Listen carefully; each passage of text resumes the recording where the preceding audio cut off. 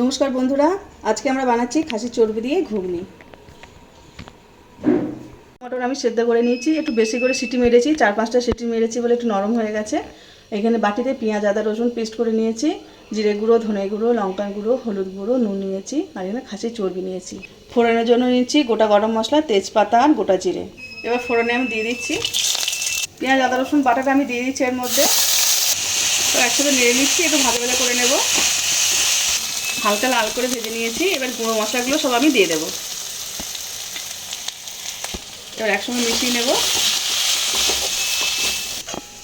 অল্প করে জল দিয়ে কষিয়ে নেব।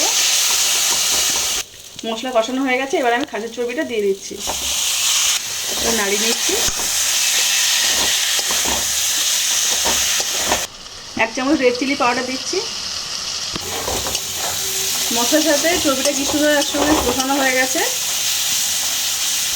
আমার চর্বি কষানো হয়ে গেছে। এবার আমি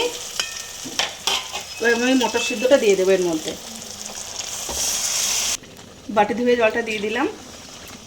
জল দিয়েছি, জল দিয়ে ভালো করে ফুটে গেছে। গরম মশলা দিয়ে দিলাম। গরম মশলা দিয়ে নাড়িয়ে নিচ্ছি। আমাদের ঘুগনি হয়ে গেছে, এবার আমি নামিয়ে নিচ্ছি। আমাদের খাসির চর্বি দিয়ে ঘুগনি একদম রেডি।